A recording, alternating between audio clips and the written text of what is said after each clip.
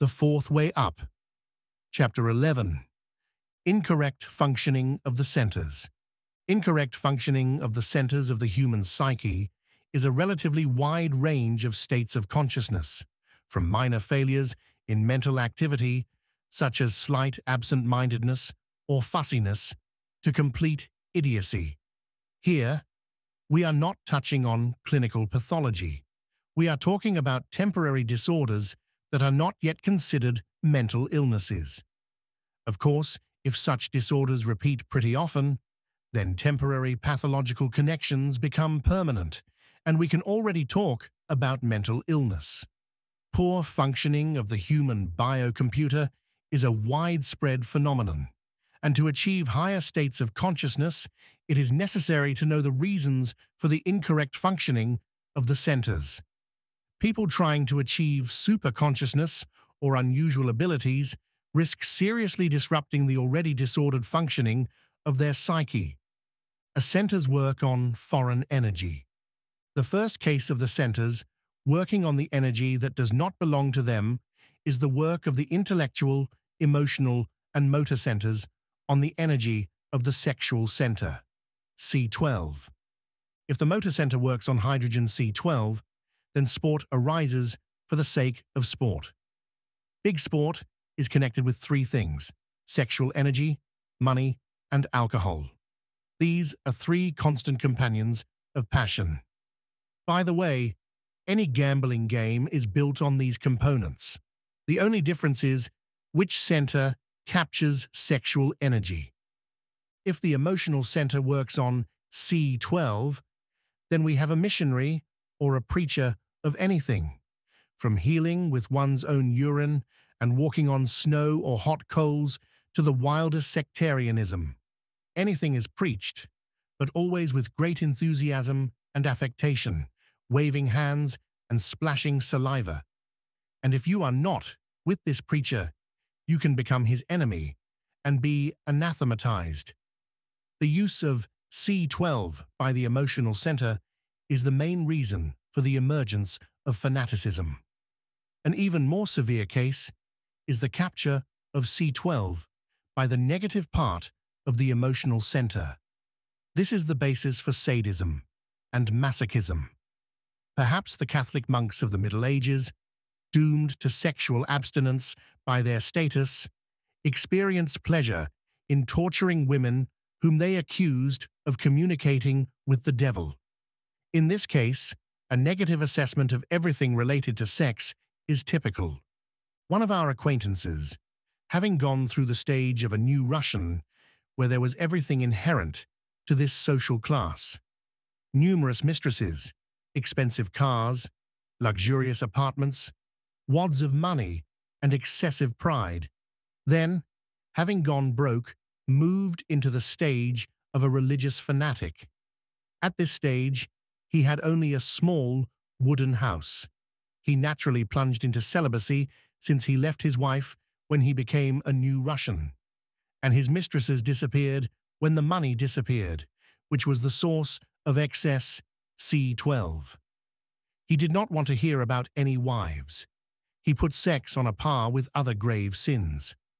Being an Orthodox Christian, he went so far as to say that the Church should give a blessing for the destruction of the enemies of orthodoxy. This Christian could have become the core of either a new sect or a political party.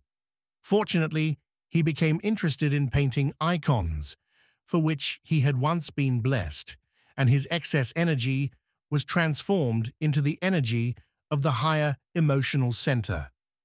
The capture of C12 by the intellectual center leads to a sharp increase in the productivity of this center, with a simultaneous decrease in the quality of thinking.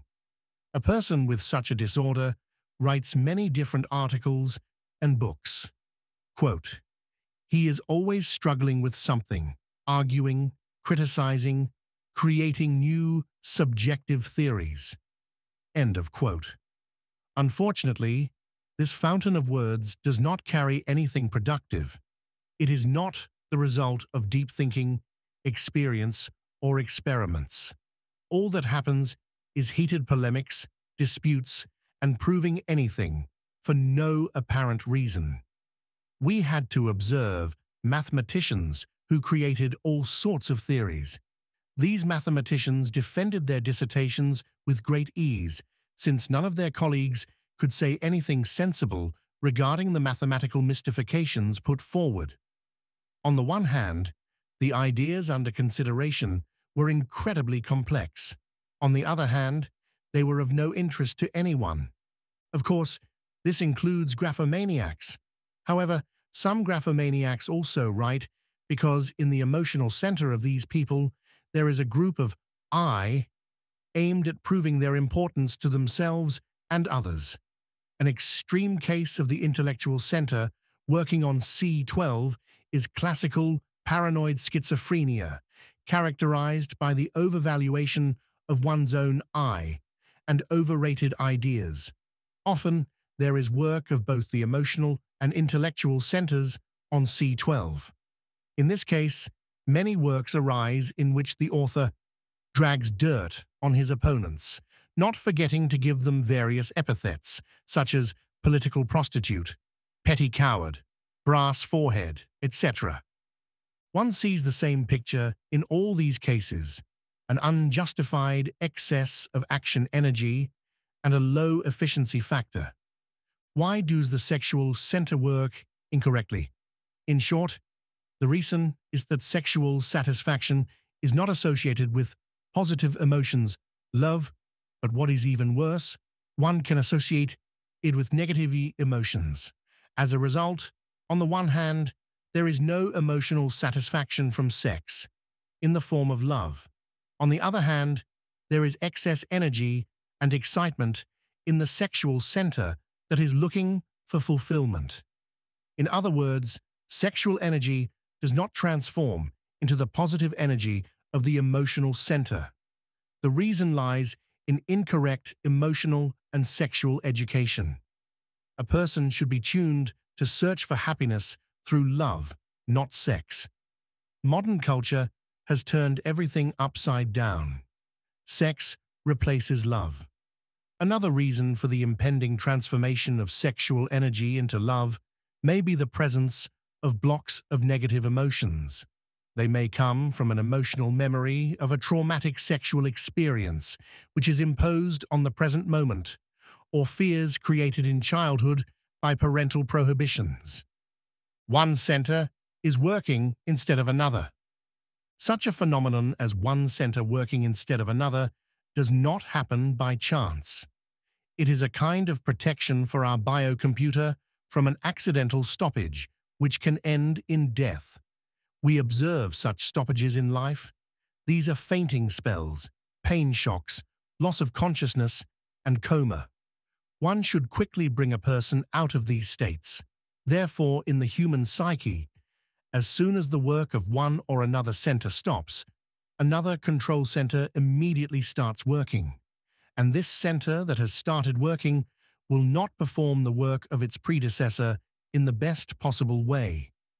Physiologists are well aware that in the case of a partial injury to the cerebellum, after some time, its function begins to be performed by the brain's motor cortex. Let's consider several more prosaic examples. A person is reading a book. In the text, he comes across familiar names and begins to remember the associated events.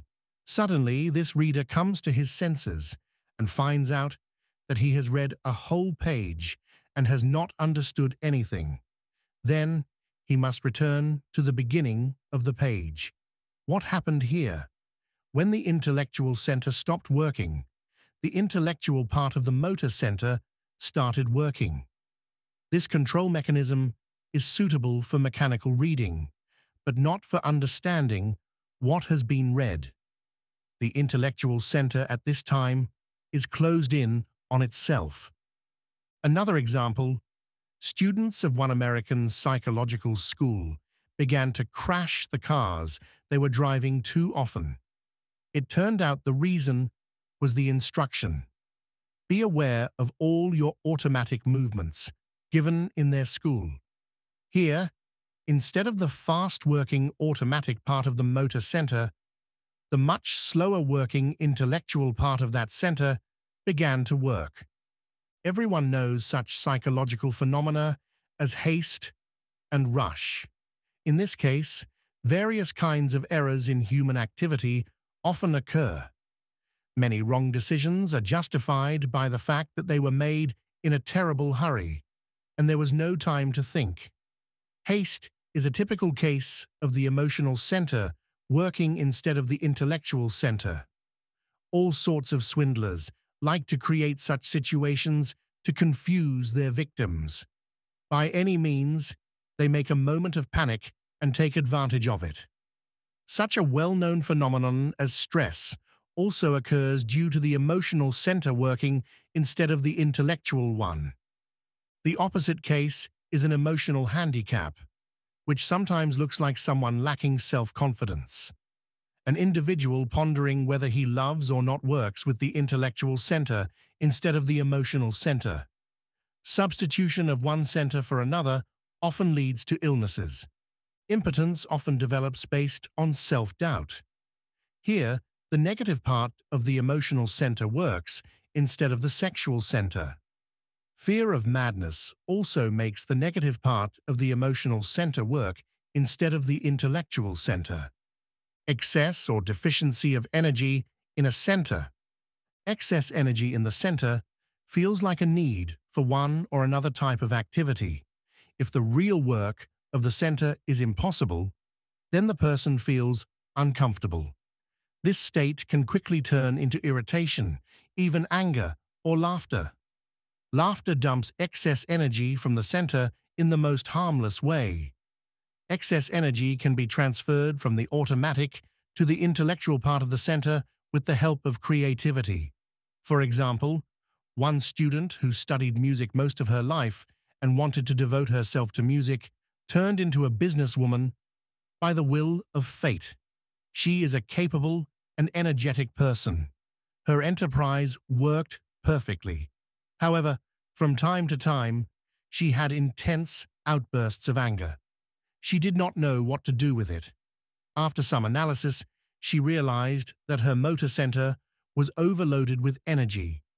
This energy could not turn into positive or neutral emotions. She dumped this excess energy through the negative part of the emotional center. Attempts to transfer energy to the positive part of the emotional center encountered some resistance. Naturally, the work for which she did not feel great emotions did not allow the emotional center to work with complete dedication. The businesswoman did not receive any positive emotions from her work. She unloaded her emotional center with the help of outbursts of anger. It is common knowledge that people try to transfer excess sexual energy to the motor center. However, there are methods of consciously transforming C12 into door 6. The excess energy of C12, which gets into the negative part of the emotional center, leads to aggression and psychopathy. Lack of energy in the centers leads to a decrease in the speed of work and an increase in the number of errors in their activity. In this case, a person says he is tired and needs rest.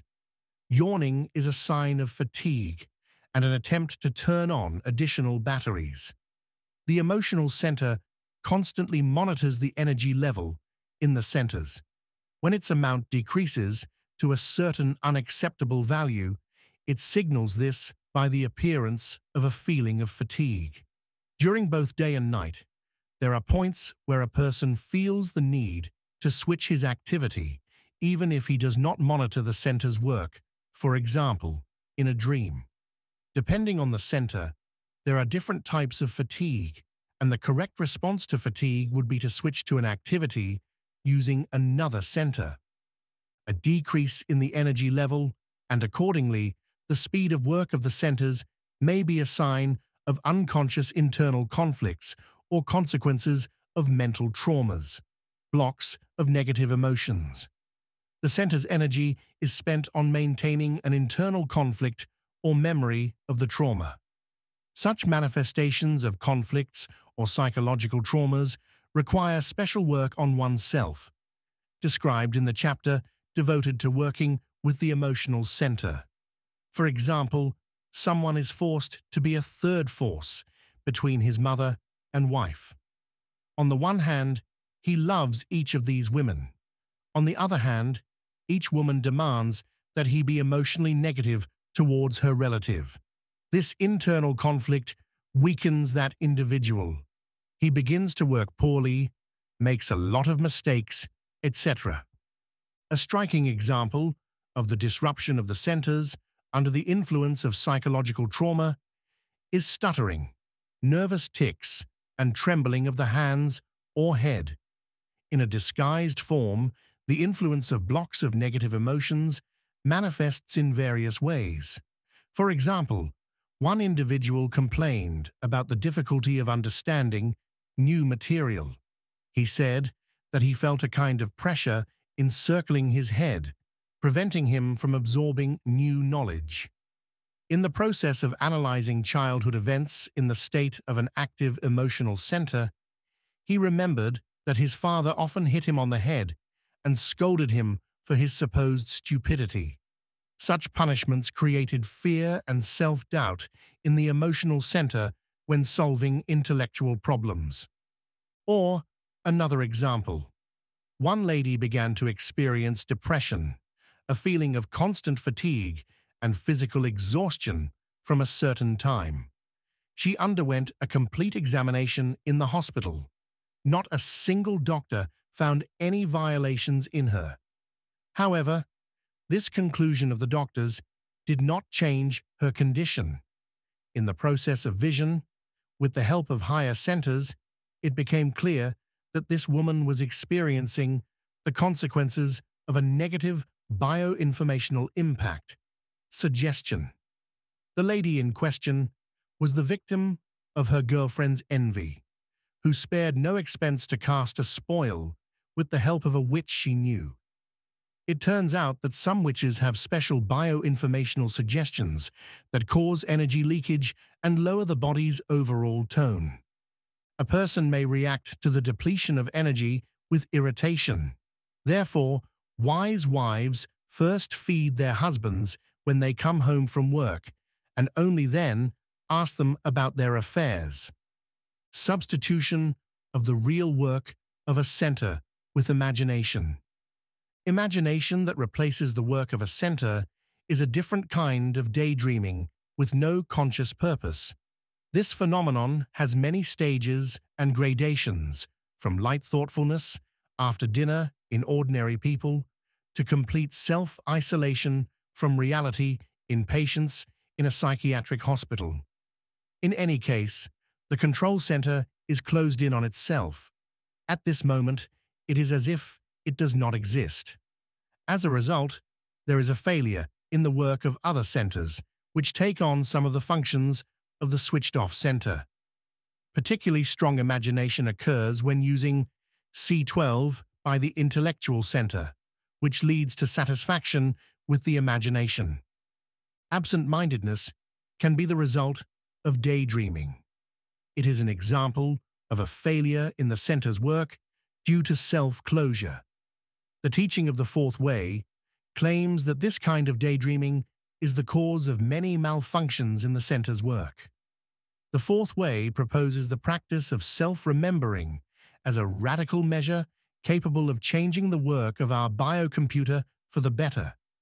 A curious form of pathological liars and fantasists who imagined so much that they believed their own lies arose in Russia at the end of the 20th century.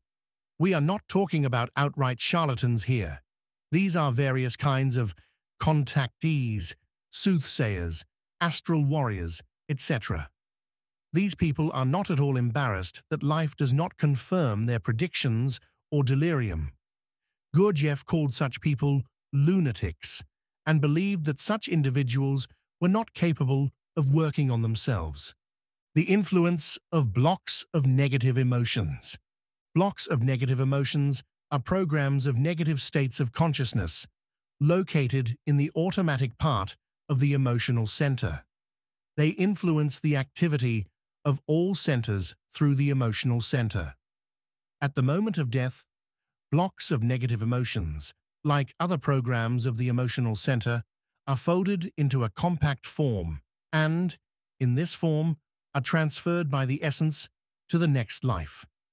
In a new existence, these programs, under favorable circumstances, unfold and come into force.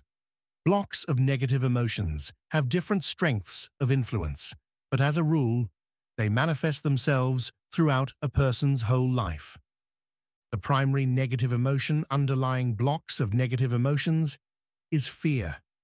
This emotion seriously inhibits any attempts at development. The greatest fear that prevents the formation of the astral body is the fear of death. The fear of madness is another monster that guards the approach to the opening of self-consciousness in a person. This fear is also responsible for the mechanical attitude to knowledge. People obsessed with the fear of madness desperately cling to every written letter. They do not trust anyone, even their own thinking. It is this fear that is the cause of dogmatism. This same fear prevents people from mastering new states of consciousness necessary for working with the emotional center. Of course, there are people without these fears, but they are only a good exception to the rule. Usually, people are full of fear. They have become so accustomed to it that they do not even notice their bag of fears, as one of the nomads of the Fourth Way aptly noted. As an example, let's take the story of Olgerd.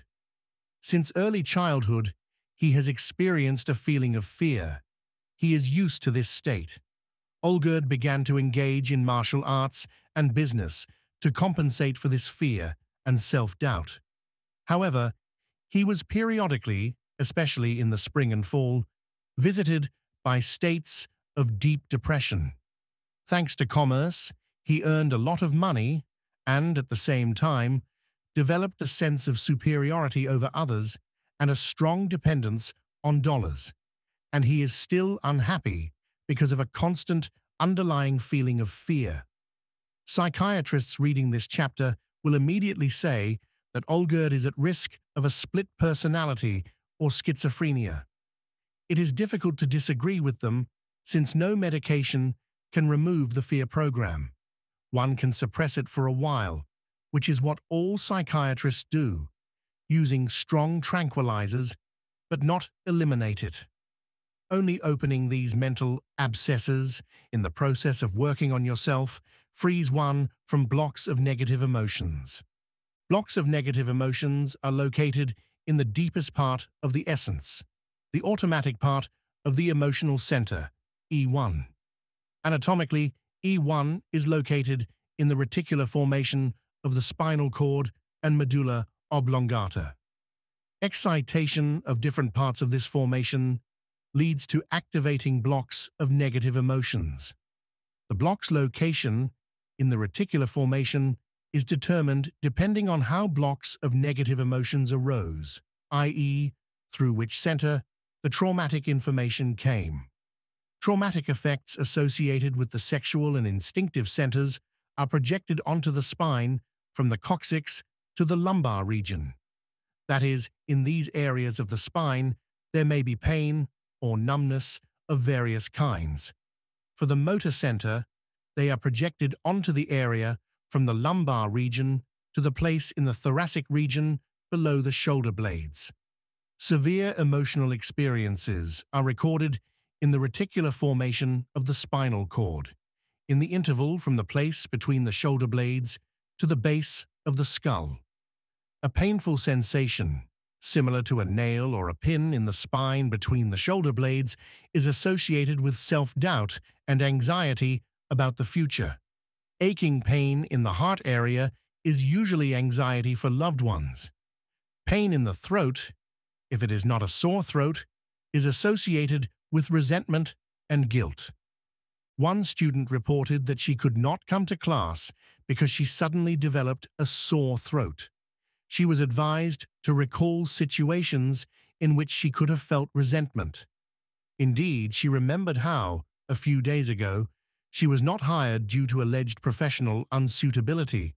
However, From this woman's point of view, the person who gave her such an assessment was very incompetent in her area of expertise. This caused the student to experience an attack of acute resentment, accompanied by a lump in the throat. A secondary sign of blocks of negative emotions is constant muscle tension, clamps, in various body parts. Qualified massage therapists know this connection well. The massage therapist temporarily alleviates the client's suffering by breaking muscle clamps, but the blocks of negative emotions through the automatic part of the motor center again create clamps. Kundalini and blocks of negative emotions. Gurdjieff warned very seriously against frivolous experiments with Kundalini. This term refers to the ancient Indian description of the process of excitation of the reticular formation of the spinal cord. In ancient India, there was no developed concept of the nervous system's structure, and it was impossible to describe the process of its activation in the language of actual facts. Therefore, people number 6 and 7, who saw this phenomenon directly, described it metaphorically. For example, at the base of the spine of a person, there is a force resembling a snake coiled in 3.5 turns. If it is awakened, then hissing or whistling, it will rise up the spine. When it reaches the third eye, the person will have supernatural powers, and he will become a wizard. This method of description was acceptable and understandable to the ancient Hindus, who constantly observed the behavior of snakes. Of course, they also warned about the dangers of Kundalini raising and stipulated that this can only be done under the guidance of an experienced teacher.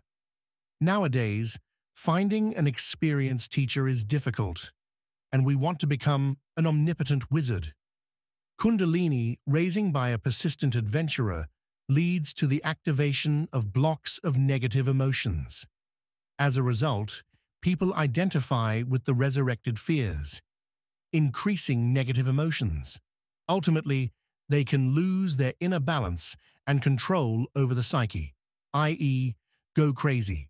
A similar process can occur under the influence of certain types of substances such as LSD, psilocybin, PSP, cyclodol, and DMT. In the hands of professionals, such as, for example, Stanislav Grof, LSD has become a tool for ridding people of the most severe mental illnesses. In the hands of irresponsible fools, this is suffering and madness. We had to consult the wife of a businessman who had fallen into a stable state of psychosis after repeated use of psychedelics. That man had lost $38,000 somewhere, which belonged to some creditors. The family was thus put in a terrible position. All that was possible in this difficult situation was to reach the businessman's consciousness, explaining that he was outside reality. In the vision, it was clear that this story resulted from the individual's internal conflict. He was a born musician. However, life forced him to take up business, which was unacceptable for his essence. Escape into psychosis with the help of psychedelics was the solution to this conflict. Activation of the reticular formation can also occur as a result of trauma or even clinical death. American parapsychologists, having conducted a statistical analysis, found out that people who have gone through clinical death became the owners of paranormal abilities. Partial rise of Kundalini, or activation of the reticular formation, awakens the blocks of negative emotions associated with the instinctive center.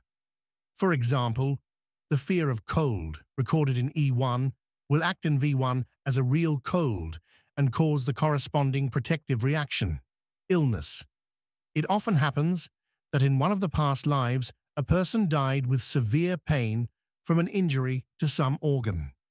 In the current life, stress can activate a part of the reticular formation containing the block of negative emotions of a relatively healthy organ. After some time, the instinctive center controlling this organ will accept the disease program from that past life. The modern Indian yogi Swami Narayanananda has seriously studied the connection of diseases with Kundalini. Decoding, re-evaluation, and thus neutralization of blocks of negative emotions occur in working with the emotional center and are described in the chapter Education and Opening of the Emotional Center. Loss of connection with the higher centers. The feeling of love for God results from contact with higher centers in a person's psyche. A break in interaction with higher centers often occurs due to severe suffering. In this case, a person blames none other than God for the misfortunes that have happened and renounces God.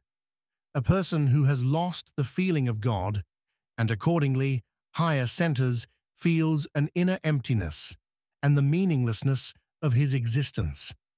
A nagging sense of emptiness and fear of loneliness are strong traumatic factors.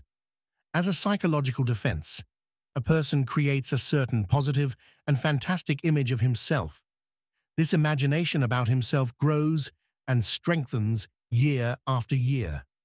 In Christian literature, this phenomenon is referred to as pride and vanity, since, as a result of pride, the personality, or rather the false personality, takes the place of God in the intellectual part of the emotional center.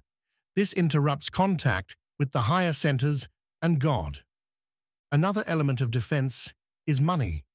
It creates a feeling of confidence and stability in life. A person also strives for any form of self-aggrandizement. He tries to collect all the information that supports his pride. And if he has dependent people, he uses them one way or another to raise himself to a pedestal. The humiliation of dependent and subordinate people also contributes to his ascension. Such a boss or leader forms sycophants, lackeys, and bootlickers around himself. If you get into any bureaucratic organization, you will definitely encounter a hidden struggle among officials of different ranks for their significance. At the instigation of Carlos Castaneda, this phenomenon began to be called self-importance. When this self-importance grows to grotesque proportions, the person gets in the hospital with a diagnosis of paranoid schizophrenia, which is characterized by that person's overvalued I and ideas. Such self-exaltation is a formidable danger for people following the path of spiritual development. People begin to make themselves teachers, messiahs, and prophets. They turn the second line of work, intended to help junior students, into a jack for raising their I to the pedestal of a teacher. They forget one of the principles of the fourth way, which states that a teacher is anyone who knows at least a little more. Self-awareness and objective consciousness are incompatible with pride. Saints with such a level of consciousness were always modest in their self-assessments. It was once said about such people, "The bird sings softly." In principle, it is necessary to recall the words of Jesus Christ. "You have only one teacher. That is me." A rupture in the interaction between the centers. In the Western world, the system of teaching children is built in such a way that consciousness in the left hemisphere of the brain, or personality in the terminology of the fourth way, is predominantly developed. That suppresses consciousness in the right hemisphere, or essence, in the same terminology.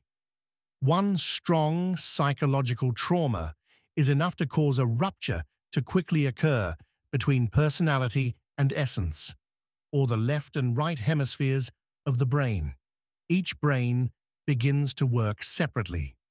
Psychophysiologists studying the activity of the psyche with the help of encephalography observe that, unlike a healthy person, the hemispheres of the brain of a sick person do not interact with each other in solving intellectual problems.